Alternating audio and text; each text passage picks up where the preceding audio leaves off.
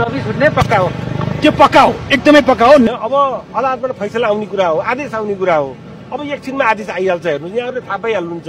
अब आदेशको अन्तिम प्रतीक्षामा छौँ। आदेश यस्तो आउनेवाला छ, राष्ट्रिय राजनीतिमा चाहिँ एउटा नयाँ नजिर पनि स्थापित गर्नेछ। योभन्दा बढी कुरा नबोलौँ। न्यायाधीशले आफै भन्नुभएको छ, प्रमाण खोइ। मेरा अग्र साथीहरूले बहस गर्नुभयो, उहाँहरूले आफ्नो धर्म निर्वाह गर्नुभयो, कानुनको दायरामा रहेर आफ्नो बहस प्रस्तुत गर्नुभयो, उहाँहरूले पनि बहस गर्नुभयो, प्रतिवादीका साथीहरूले पनि। भ्रष्ट माफियाहरूलाई चाहिँ तपाईँको चाहिँ नि बचाउने, रवि लामिछानेको पछि मात्र लाग्ने, जसरी भ्रष्ट माफियालाई जोगाउने, रवि लामिछानेलाई फसाउने बदनियत राखियो, त्यसको विरुद्ध चाहिँ हाम्रो ठुलो खबरदारी हो। अरू जीवी राईले चाहिँ नपक्रिने, अन्य सहकारी ठगहरूलाई चाहिँ नपक्रिने। किन तपाईँहरूले चाहिँ यो रवि लामिछानेमाथि यस्तो किसिमको बदनियत राख्नु प्रतिप्रश्न गर्दै गर्दा मात्रै हो कि यो फेरि यो भित्र पनि केही उपशंका छ? एकदमै यो एकदमै राम्रो प्रश्न गर्नुभएको। आम नागरिक पनि यो प्रश्नको उत्तर एकदमै चिरफार खोजिरहेका छन्, तर जनतालाई एकदमै मजाले स्पष्टसँग थाहा छ। तपाईँको प्रश्नको उत्तर जति तपाईँको चाहिँ सञ्चार माध्यमबाट हामीले चिरे पनि यो अनुत्तरित नै छ।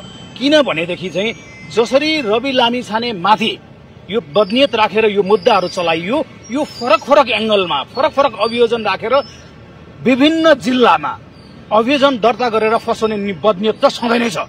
कहिलेकाहीँ रवि लामिछानेको यस्तो खालको चाहिँ उहाँको चाहिँ राजनीतिक उदय हो कि उहाँले मर्नु पर्ला, तर तपाईको पार्टी सभापतिले 1 इन्च पनि गलत गरेको छैन। हामीलाई प्रत्यक्ष रूपमा भन्नुभएको छ, हामीलाई बैठकमा भन्नुभएको छ, हामीलाई प्रत्यक्ष पर्सनली व्यक्तिगत रूपमा भन्नुभएको छ, उहाँले कसम खानु भएको छ।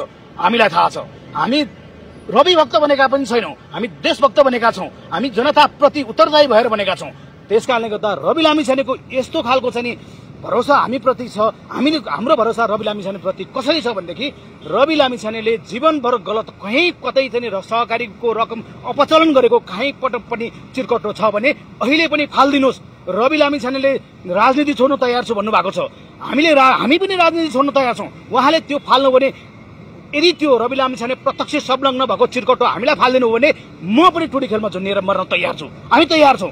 हामी किनकि हामीले पनि अब ढाट्ने आम नागरिकलाई ढाट्ने छुट छैन। अब राष्ट्रिय स्वतन्त्र पार्टीले ढाट्नु भनेको यो देशले अर्को ठुलो दुर्घटना निम्ताउनु हो।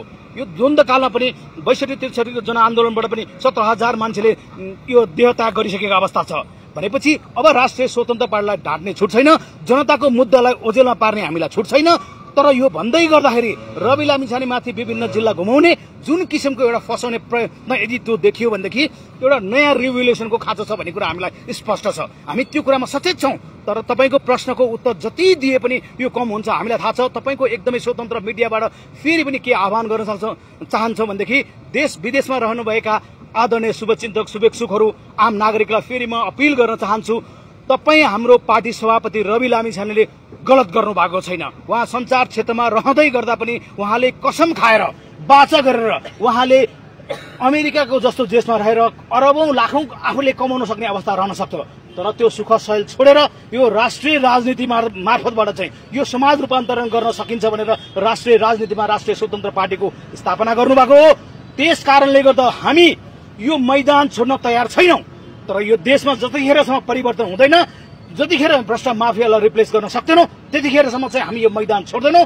यो मैदान त्यतिखेरसम्म छोड्ने अवस्था रहन सक्छ यो 84 सम्म चाहिँ 83-84 को स्थानीय निर्वाचनमा राष्ट्रिय स्वतन्त्र पार्टी मार्फत चाहिँ स्थानीय त कब्जा गर्छौं। स्थानीय तपाईँ भ्रष्ट माफियाहरूलाई विस्थापित गरेर मात्र यो देशमा सुशासन कायम नगरिन्जेलसम्म राष्ट्रिय स्वतन्त्र पार्टीमा आदरणीय पार्टी सभापतिज्यूलाई रवि लामिछानेलाई प्रधानमन्त्री बनाएर यी भ्रष्ट माफियाहरूलाई विस्थापित गरेर जतिसुकै ठाउँमा अभियोजन गरौं, तर जनताको मत हामी जनतालाई विश्वास गरेर त्यो मत प्रदान गरेर यो मैदानमा राष्ट्रिय स्वतन्त्र पार्टी र जनताको अवस्था बदल्नको निमित्त हामी तयार छौं। Thank you so much. तपाईले भन्नुभयो अनुत्तरित छु भनेर जुन यहाँ वर्षाको मुद्दा आउँदाखेरि कहीकतै तपाईलाई पनि एक किसिमको डर छ, खौफ छ रवि लामिछानेलाई फेरि त्यस्तै दुःख दिइनेछ, फेरि पक्राउ गरिनेछ। आज रविको पक्षमा फैसला आए पश्चात पनि यस्तो छ।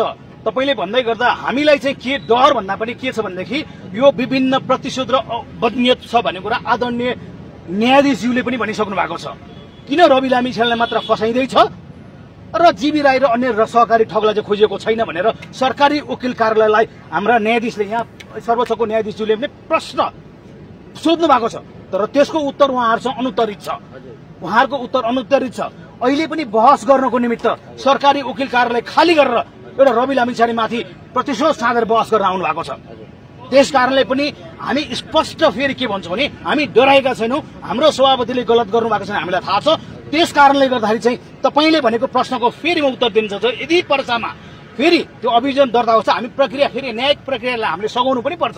यदि अभियोजन दर्ता भएको छ भनेदेखि चाहिँ हामी जानुपर्छ, त्यसको निमित्त हामी यो अदालती प्रक्रियाबाट चाहिँ न्यायालय प्रति हामी सघाउनु पनि पर्छ।